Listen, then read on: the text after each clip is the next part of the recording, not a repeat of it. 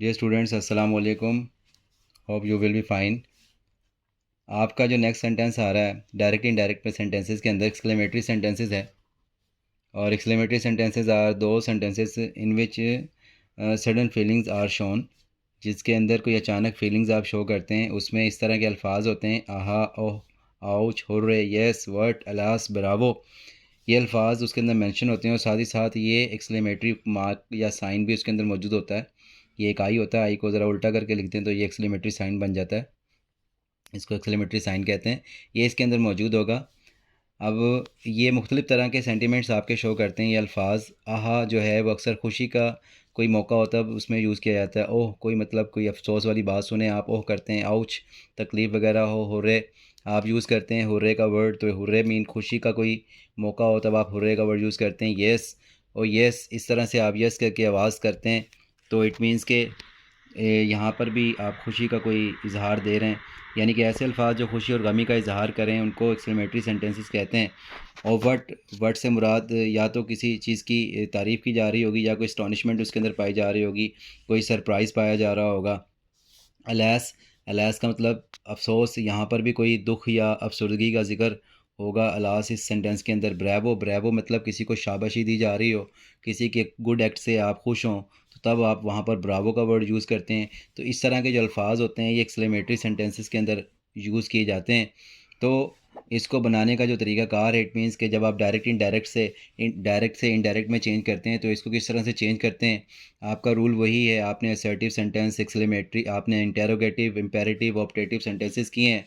Tense को change करने का तरीक़ाकार वही है कि जैसे आपकी रिपोर्टिंग स्पीच अगर आपकी पास्ट की होगी तो आप जो हैं अंदर का टेंस लाजमी चेंज करेंगे।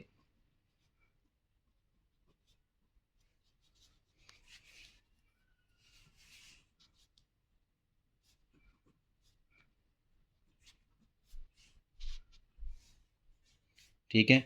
अब यहाँ पर एक बताता चलूँ, ये वर्ड जो है सरप्राइज़ का कोई या डिस्कस्ड वगैरह, यानी कि किसी किस्म की डिस्कस्टिंग को बताया जा रहा हो, नफ़रत को बताया जा रहा हो, वहाँ पर भी ये वर्ड का लफ्ज़ इस्तेमाल हो सकता है। तो यहाँ पर he said hurray we won the match.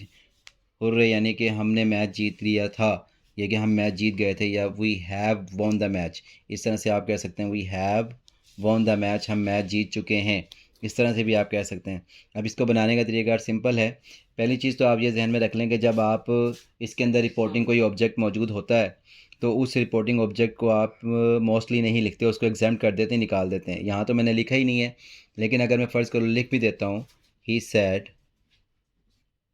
To me, तो हम क्या करते हैं, ये रिपोर्टिंग ऑब्जेक्ट जो है ये एग्जाम कर देते हैं, निकाल देते हैं। नहीं तो हम सेइंग लगाकर उसके बाद जो है वो मी चेंज करते हैं। बाकी सेंटेंस इसी तरह से ऊपर वाला अगर मैं नोट कर लूँ, इस तरह से इसको चेंज करके देखते हैं किस तरह से करना है। आप देखें यहाँ पर खुशी का इजहार हो रहा है, तो एक्सक्लेम्ड को जो है वो आप जॉय के साथ चेंज कर दें।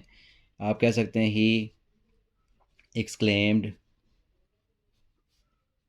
With Joy. आप ये भी कह सकते हैं एक्सक्लेम्ड जॉयफुली, ये भी आप कह सकते हैं, या फिर जॉयफुली, जॉयफुली भी आप लिख सकते हैं। इस तरह से आप लिखने के बाद दोनों क्लॉजेस को मिलाने के लिए आप जो है वो दैट इस्तेमाल करेंगे। ये भी एक इंटरजेक्शन कहलाता है, मिलाने के लिए कंजक्शन कहलाता है, सॉरी। ये आप यूज़ करेंगे। उसके बाद आपने हुर्रा का वर्ड जो है, ये जो सेंटिमेंट्स या फीलिंग्स को शो करने वाले, सडन फीलिंग्स को शो करने वाले इंटरजेक्शंस होते हैं, इनको इंटरजेक्शन कहा जाता है ग्रामर की रूल से। तो ये हम एग्जाम कर देंगे, इनको निकाल देंगे। उसके बाद सेंटेंस आपका जो है वो किस में लिखना है, आपने असर्टिव सेंटेंस में लिखना है। अब असर्टिव सेंटेंस आपको पता है सब्जेक्ट की जो तरतीब होती है, सब्जेक्ट, ऑब्जेक्ट, वर्ब, फिर ऑब्जेक्ट, उसी तरह से वही चेंज होगा। ही से तो दे लगाएंगे क्योंकि यहाँ पर ये प्लूरल में है। दे हैव वोन है तो हैड वोन हो जाएगा, वही तरतीब सारी रखेंगे। ठीक है। इसी तरह अगर मैं इसको चेंज करूं तो मैं ये भी कह सकता हूँ ही एक्सक्लेम्ड, ठीक है, एक्सक्लेम्ड जॉयफुली सेइंग मी, कहते हुए, मुझे कहते हुए। ये भी मैं लिख सकता हूँ सेइंग मी, मुझे कहते हुए, बाय सेइंग मी। आप बाय का वर्ड भी, बाय सेइंग मी, मुझे कहते हुए उसने खुशी के साथ कहा, या वो पुकार उठा खुशी से मुझे कहते हुए, बताते हुए, क्या भला, दैट, आगे वही सेंटेंस आपने एज इट इज़ मेंशन कर देना जो यहाँ पर मौजूद है। ठीक है बेटा। और उसके बाद अगर मैं बात करूँ किसी अफसोस वाला, कोई दुख वाला, जिसके अंदर कोई दुख पाया जाए, आप कहें he said alas we have lost our classes. अफसोस कि हम अपनी क्लासेस खो चुके हैं, क्लासेस नहीं ले रहे, वगैरह वगैरह, जैसा भी है। तो इसको जब चेंज करेंगे, एक्सक्लेम्ड, दुख का इजहार किया जा रहा है, तो आपने क्या करना है, एक्सक्लेम्ड सोरोफुली कह लें या विद सोरो कह लें, या अब आपके ऊपर है। विद सोरो हो जाएगा। और उसके बाद अलास ख़त्म कर देंगे, कोमास ख़त्म करके क्या लगाएंगे, दैट लगाएंगे यहाँ पर भी। फिर वही ही से चेंज होगा, दे आ जाएगा। दे के बाद वही हैव लॉस्ट जो है वो हैड लॉस्ट में चला जाएगा, सेम। और ओवर भी इसके मुताबिक देयर में चला जाएगा, देयर क्लासेस। ठीक है बच्चों। अगर हम ले लें किसी और खुशी का कोई एक सेंटेंस ले लेते हैं, ही सैड टू मी, ठीक है, आहा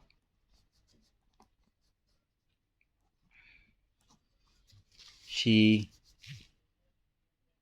हैज़ पास्ड, आहा वो कामयाब हो गई। खुशी का इजहार उसने किया। ये खुशी का इजहार करने वाला एक लफ्ज़ है यहाँ पर, इंटरजेक्शन इसे कहते हैं। इसको जब हम चेंज करेंगे, ही एक्सक्लेम्ड, या कॉल आउट भी होता है, यानी पुकार उठना। He exclaimed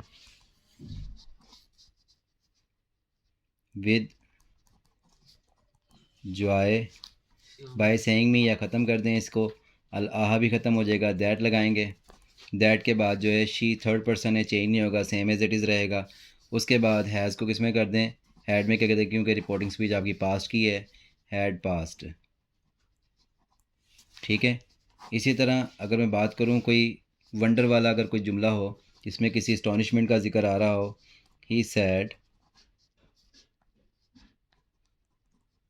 what a tall lady she is.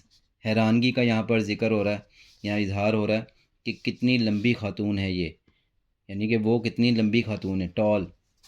तो यहाँ पर वट को जो है, या हाउ या वट का अगर कोई लफ्ज़ आ जाता है, हाउ या वट, तो उसको हम वेरी में चेंज कर देते हैं। किस में चेंज करते हैं, वेरी में चेंज कर देते हैं। और वो वेरी एडजेक्टिव के साथ लगाएंगे हम यहाँ पर, वेरी टॉल इसके साथ लगाएंगे। ठीक है।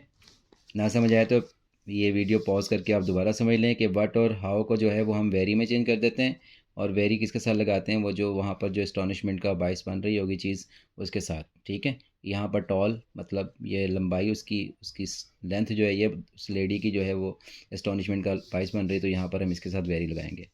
तो यहाँ पर शी या ही एक्सक्लेम्ड विद वंडर या वंडरफुली, ठीक है, विद वंडर, और वही कॉमास ख़त्म करके दैट लगाएंगे, कोटेशन मार्क ख़त्म कर देंगे, बट भी ख़त्म कर देंगे, और असर्टिव सेंटेंस लिखेंगे। शी इज़ को पहले ले आएंगे, बाद में उसके बाद सेंटेंस लेकर जाएंगे। हम लिखेंगे शी, अब ये इज़ है, किस में जाएगा, रिपोर्टिंग स्पीच आपकी पास्ट की है, तो वॉज में चला जाएगा। She was a very tall lady. ठीक है बच्चों। इसी तरह अगर कहीं नफ़रत का जिक्र होगा, तो नफ़रत की जगह पर एक्सक्लेम्ड विद डिस्गस्ट आप बात कर देंगे।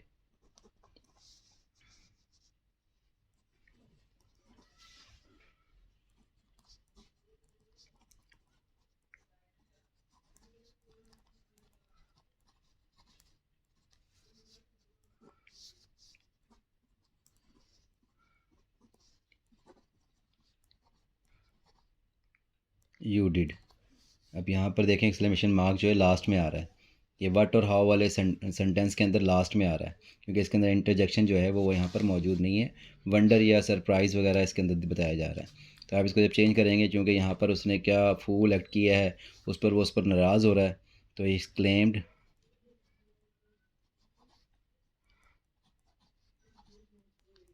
डिस्गस्ट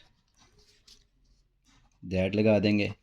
और ये टू हीज़ जो है ये ख़त्म कर देंगे, लिखेंगे नहीं। अगर लिखना हो तो बाय सेइंग हिज सर्वेंट आप लिख सकते हैं, टू हिज सर्वेंट। अगर आप सेइंग सर्वेंट, सर्वेंट को कहते हुए उसने नफ़रत से पुकारा कि असर्टिव सेंटेंस दोबारा यू डिड पहले लेकर आएंगे, बट ख़त्म कर देंगे और ये बाद में लेके जाएंगे।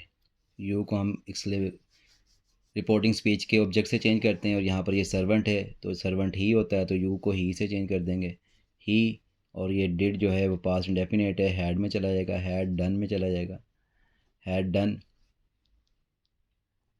ठीक है, that he had done a very very fool act. उम्मीद है कि आपको समझ आ गई होगी। अगर समझ ना आई हो तो बेटा वो आप फ़ोन करके पूछ लीजिएगा। अपना बहुत सा ख्याल रखिएगा। अल्लाह हाफिज़।